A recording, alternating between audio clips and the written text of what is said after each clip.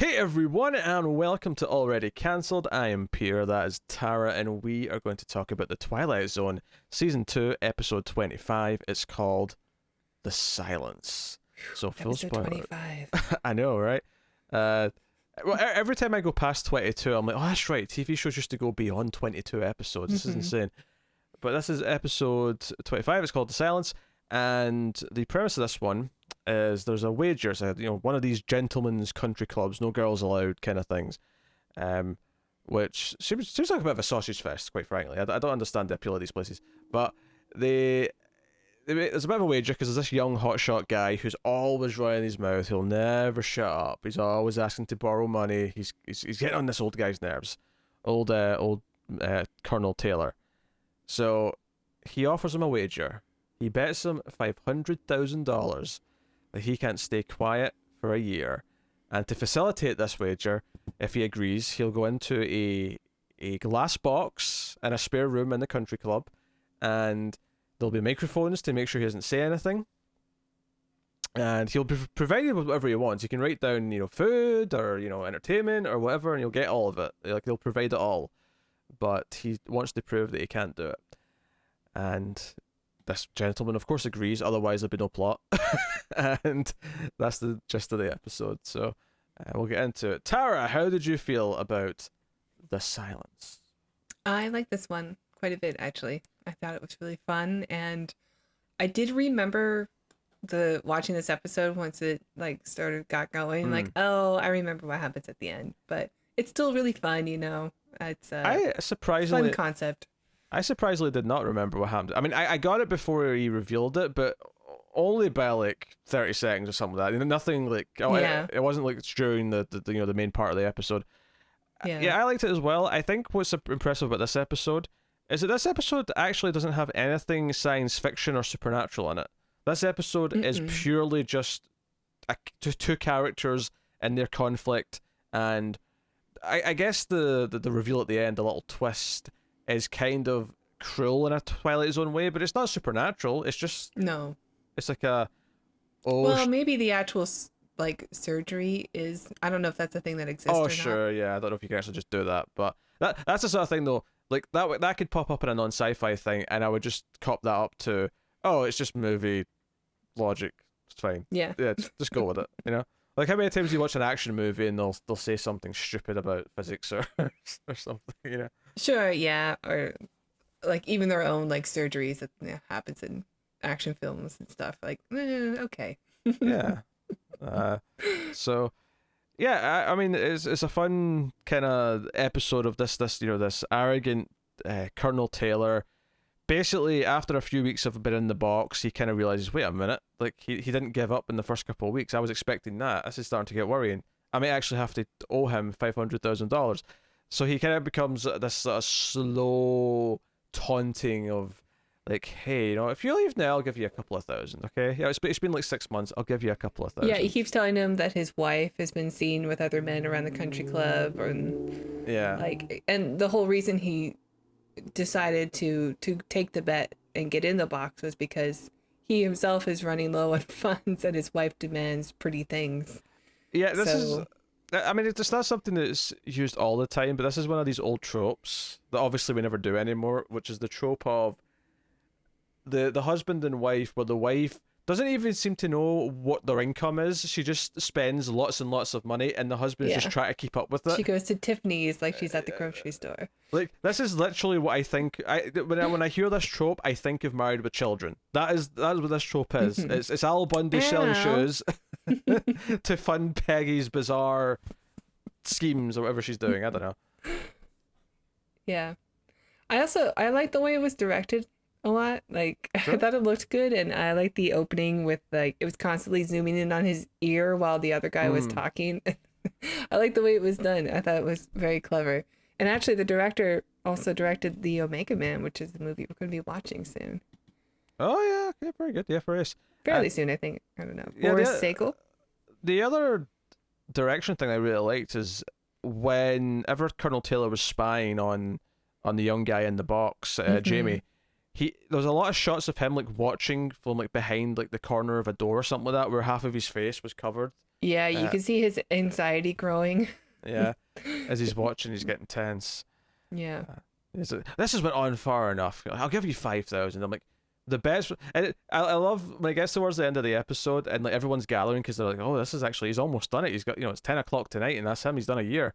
I love that he says, it's not 10 o'clock yet. Yeah, because if you had done this for 11 months and like 29 days, you're going to throw it now when you're so close to the finish line. No. Once you get past the hump of the 6-month mark, nothing was ever going to sway him. Nothing. Yeah. Yeah. That's it.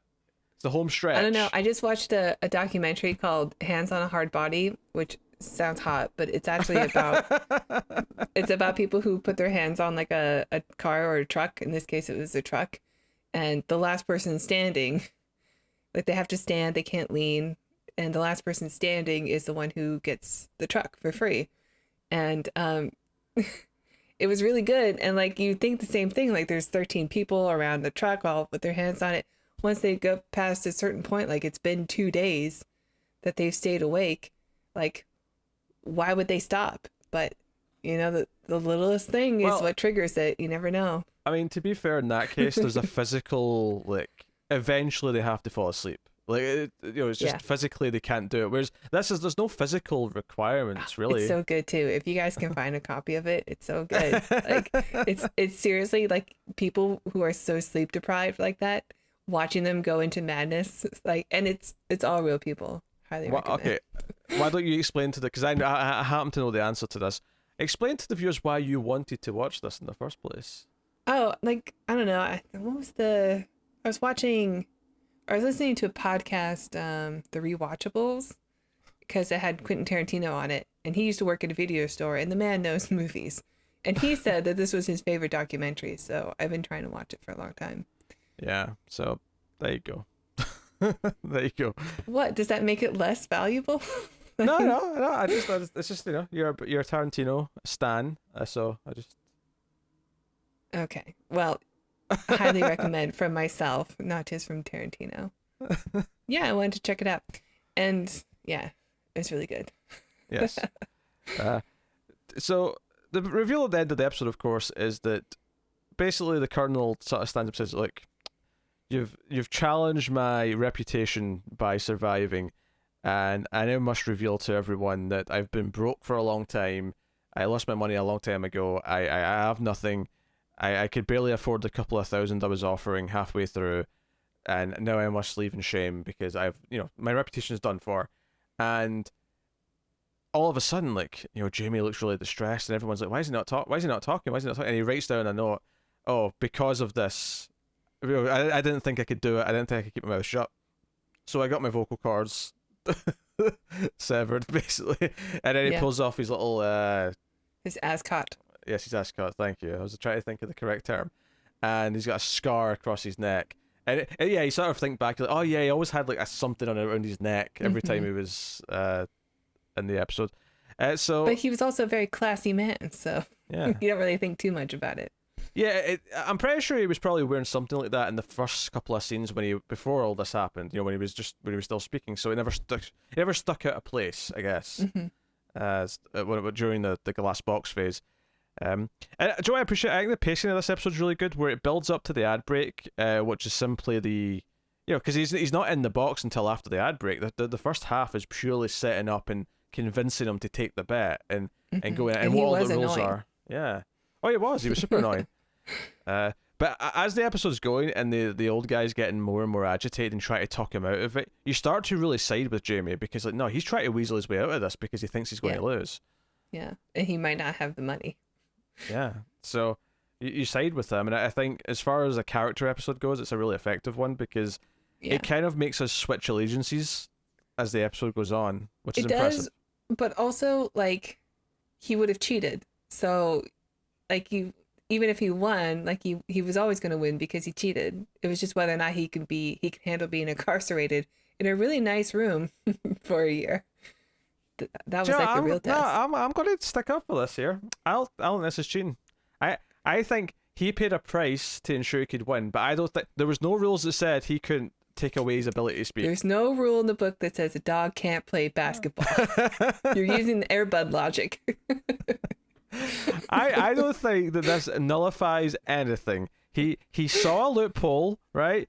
Captain Kirk, right? At Starfleet Academy. Okay. Right? I see where you're going. How did he win the thingamajig? What did you call it? The Kobayashi Maru. Kobayashi, yes. Right? How did he win that? He won that because they told him he couldn't win. He doesn't believe in a no-win scenario. So he found a way to win. This is what this... Now, admittedly, I'm sitting going, look, dude, do you really think it'd be that hard just to literally train yourself not to speak for a goddamn year? Yeah. Like, I actually don't think it'd be that hard, really. If there was that much money on the line... Mm-hmm. Easy James peasy. Asprey did it on behalf of animal welfare. He's a good guy. Look him up. Oh, Tara's promoting all sorts of things this episode. Documentaries about hard bodies, animal rights activists. Yeah. Anything else you want to add onto the table? Yeah, we're also going to be reviewing another show soon. Oh, okay. There, you want to tease that? Yeah, tease that. Yes, much requested. What I thought you were going to do is tell us what else the actor playing Jamie's also been in. I don't know if you want to mention that at this juncture. Oh, yeah, he was also in Star Trek. He played that Greek guy in... Oh, I'll have to click on it. I'm not sure. Liam Sullivan. I'm not great with the original series names of episodes. I bet it's something... I bet the word What? Odyssey. You bet it's something? Yeah, it's something. Plato's Stepchildren. Oh, there you go. I was going to say something about Odyssey in the title, but... No, it's not not a in the homework dark. book.